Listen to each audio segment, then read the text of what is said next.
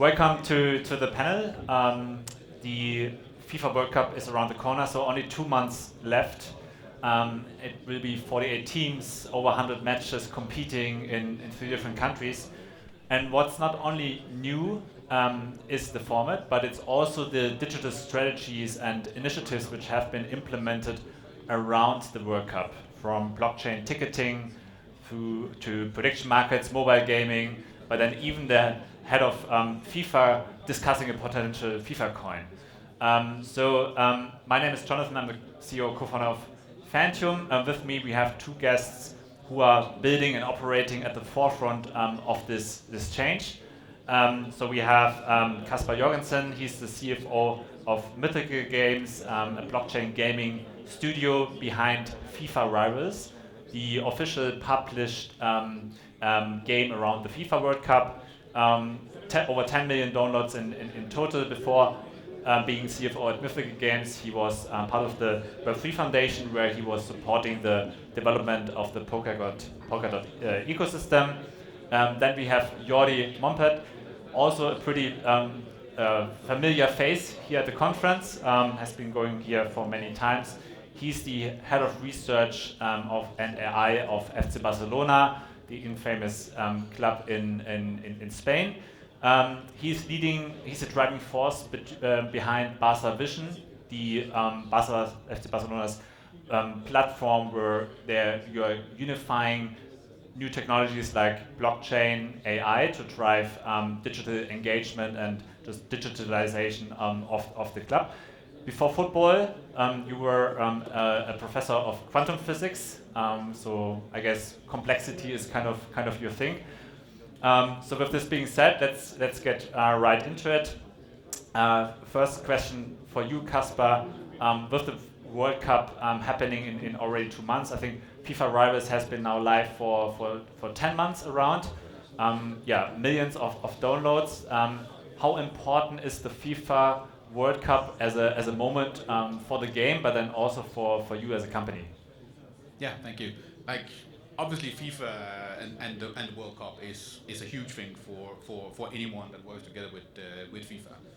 So we really have been for the last 6 to 9 months or something planning of how do we actually go out and how do we actually make quite a lot of effort of getting attention through the World Cup. And doing that both obviously by what are we doing in the game, how can we emphasize the history of the FIFA World Cup, what are sort of the past World Cups. I think currently we have a season in the game where you can actually have legends from earlier World Cups, so on. So it's much more also of reminiscent of what is also the history of the World Cup and the myth around the World Cup as well, and then also of how do we collaborate together with other partners of FIFA as well to make sure that we have the biggest impact possible. So definitely looking a lot for what is actually what happened both in the month up to the World Cup, but also obviously during the World Cup with the entire world having their eyes specifically on football for what is it, 4 or 5 weeks or something. Very cool. And Jordi, for you, obviously you're not competing with Barcelona, even though you probably could. But I guess a lot of players, even all of the players are playing there. With FC Barcelona, you have probably one of the most sophisticated kind of fan digitalizing strategies implemented. So does the World Cup as a moment play a role for you? Is it like an opportunity? Is it a distraction? Doesn't it play a role at all? So maybe you can elaborate a little bit on this. Okay, you can imagine that me, just as coming from the academia and working in a club as FC Barcelona is it's crazy. It's super intense. Many things happen every single week. It's after 4 or 5 years working in the club, it's difficult to understand the dynamics of a club, even being inside. Okay, so the World Cup is a period that for us is going to be relax. Okay, let's pay attention to football as fans. Let's hope that our players they perform well and they don't get injured. And let's check what others are doing. and let's say copy also or improve the things that others are doing. So it's quite a difference then when it comes to the intensity. And let's talk about like what's actually being built. So Kasper, you have launched on the Mythos blockchain, and I guess you have millions of users already. You have a marketplace where users can buy and sell and trade digital items. So when it comes to the trade-off also with regards to functionality, blockchain functionality, privacy, safety versus game experience, like where do you draw the line, and like how do you make decisions tackling both worlds? Yeah, I think how we're looking at blockchain is actually using blockchain as a technology to enable a better gaming experience.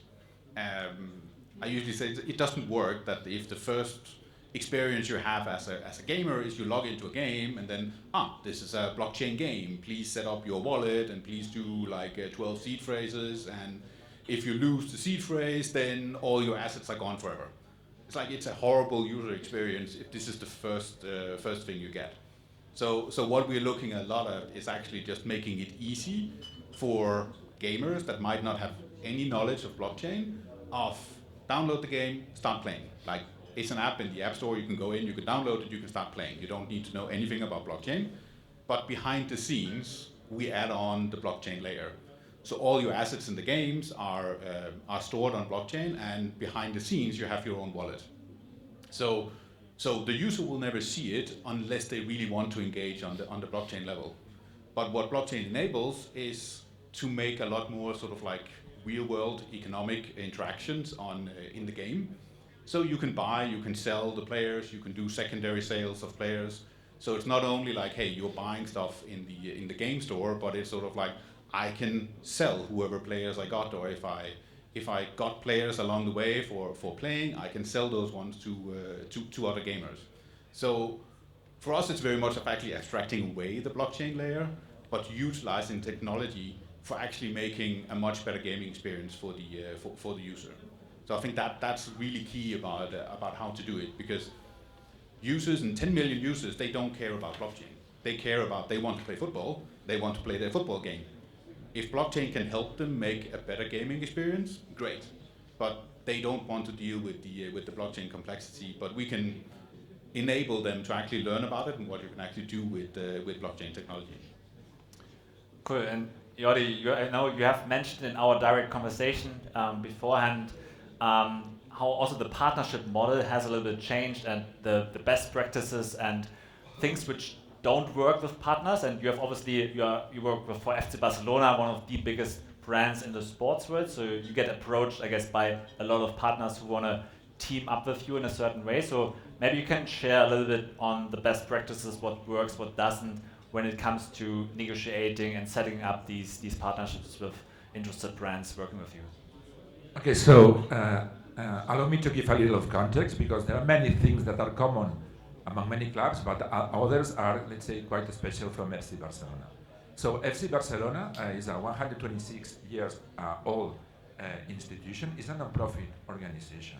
Okay, in some sense, it's quite a blockchain or physical blockchain, because it's a DAO. The members are the owners of the club, and we have elections. So already, let's say, it's quite sophisticated. It's not normal in this kind of organization in clubs.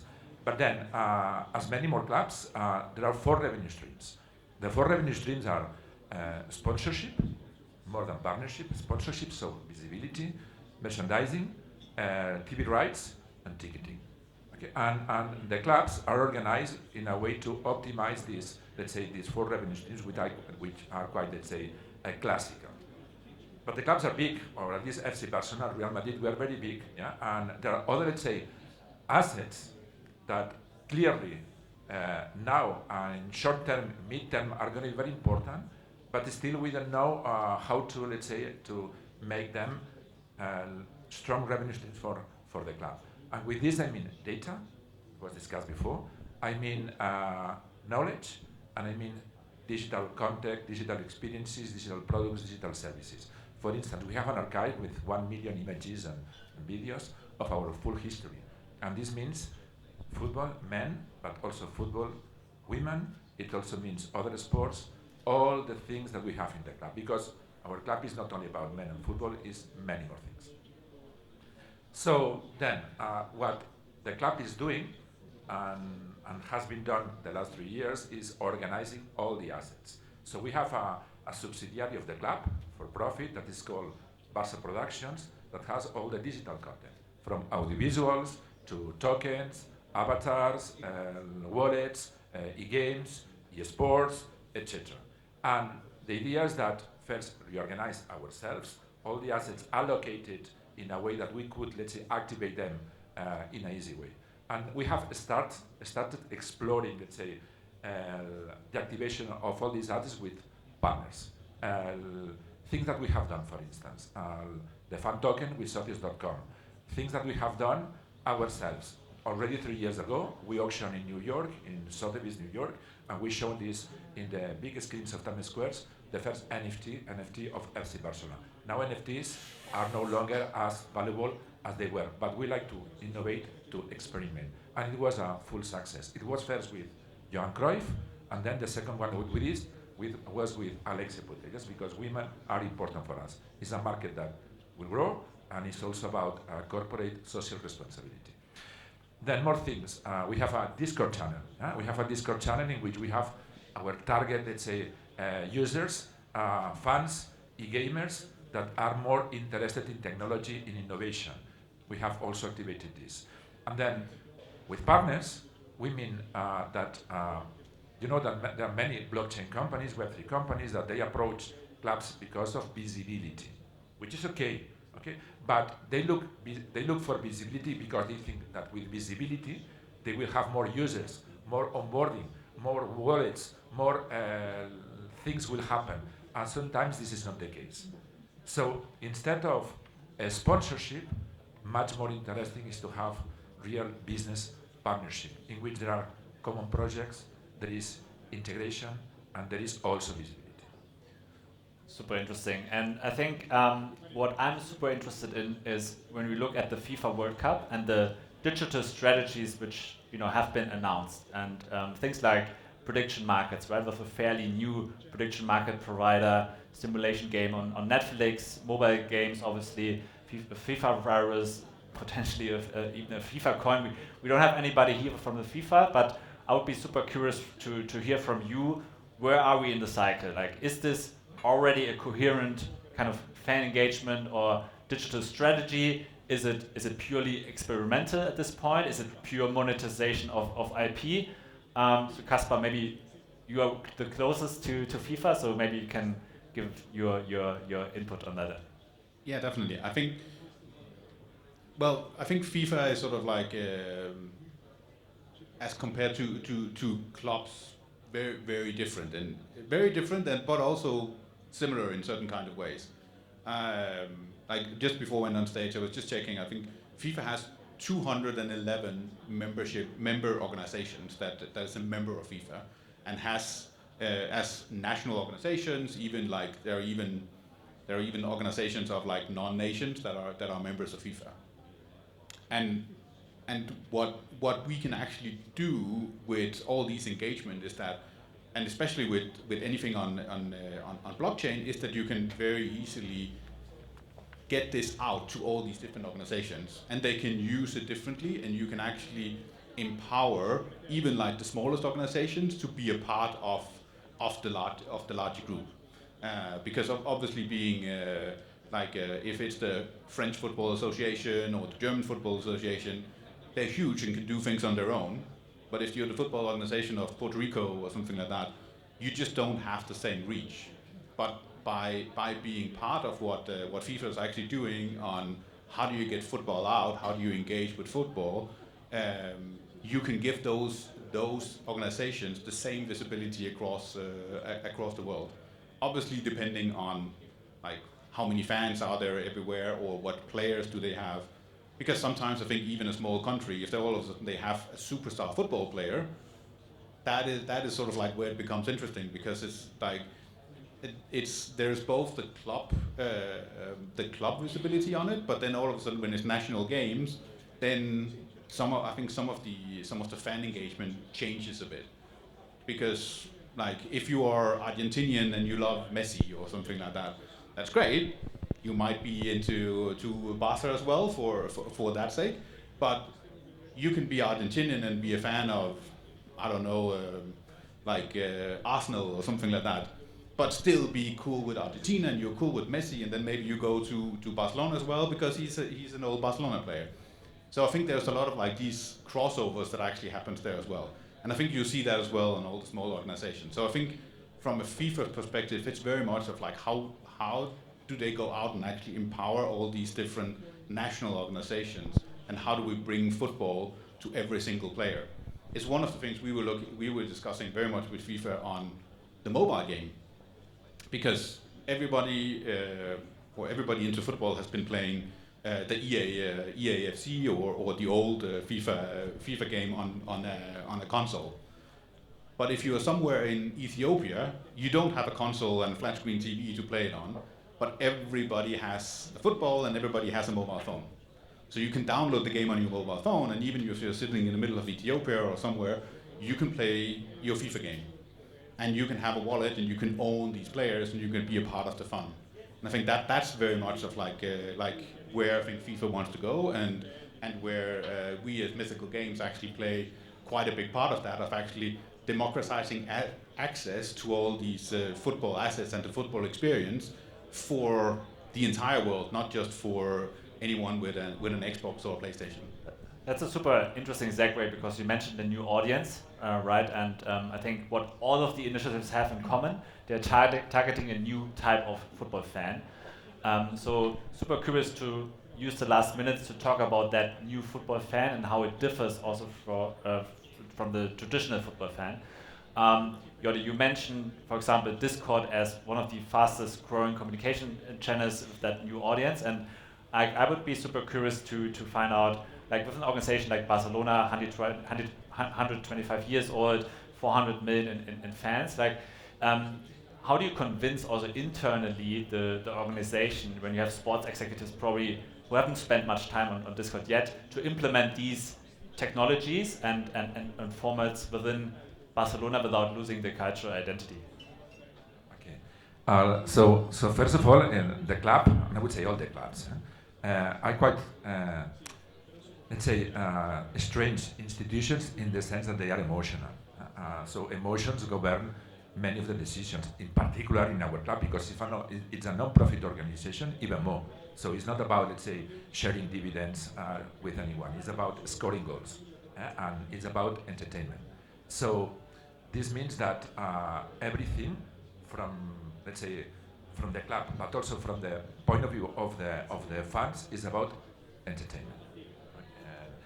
Then the club has more than 170 million fans in Instagram, as an example. So this means that Instagram is already a mature social network for us. It's difficult to experiment and to, let's say, to grow new, let's say, revenue streams or new ideas in something that is mature. That's common for many companies. So our approach was, let's do it in a different way. Within this business unit, that is Barça Productions, Barça Vision in our case, that is related to Web3 topics.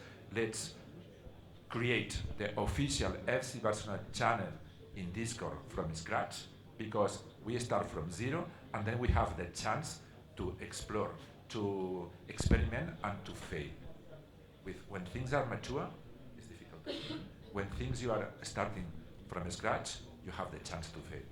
And it's also important for us, Discord, because we have the community of e-gamers, youngers, men, women, playing with our esports, using Discord as a second screen when they are watching matches. Is this different way that youngers are, in which youngers are watching matches? Then the second thing, our hypothesis as a club is that we have fans worldwide. You know, for instance, we have 4 times more fans in Indonesia than in Spain. Okay, but what do we offer to these people in Indonesia? Basically nothing, because they don't have means to come to Barcelona and buy a ticket. The only thing that they can do is to buy a ticket or to get, in a raffle, the jersey that we offer here, or to buy the jersey in Nike store. But could we offer them digital products digital experiences, digital services in a way that, because they are emotionally attached to FC Barcelona, they get them? And we think that the answer is yes. And this means from wallets to avatars, everything that has to do with gamification, because we love more gamification than speculation, because we are an emotional company, not with the idea of making profit. Okay, but when we as a club, we follow all these innovations in the stable coins and all these things, we think this is for us, and it will come. Super interesting. We are already almost over time, so last minute. So maybe we close up with like one question to both of you. So how does success look like, Kasper, especially for you with regards to the World Cup, but then also Jordi for you with the implementation of these like new technologies and communication channels like Discord? Like how would you measure success, let's say end of June, end of July when the World Cup is over, and then end of the year when you have implemented these technologies at Barcelona? Yeah, I think for us and for the game, obviously, I think the main thing is like, obviously we want as many to have fun and play the game as possible throughout the World Cup, but also have something that actually gives a bit more of an experience. Because I think the World Cup it's the same thing as what you're saying, like all your fans in Indonesia, they can't come to the game. Like everyone can't go to the World Cup, so you want to have that fan experience as being a part of the World Cup without necessarily being there. So I think for us that's very much of like, how do we create that experience for people to be a part of the World Cup and feel a part of it, and live that fan experience it is to be a part of the World Cup. I think driving that would be essential for us. But of course, in the end, it's like you want as many people playing the game as possible. Fair. Okay, so I will be very clear with this. You said how we measure success. In the previous panel, it was said that these things about, let's say, innovation, about, let's say, onboarding people in, for instance, Web3 and blockchain solutions, you need years. Okay, but for us, success means not committing any reputational fail. So doing many things, testing, but reputation is super important for us. Understood. So yeah, we are already over time. So thanks so much for all the insights, and may the best win at the World Cup.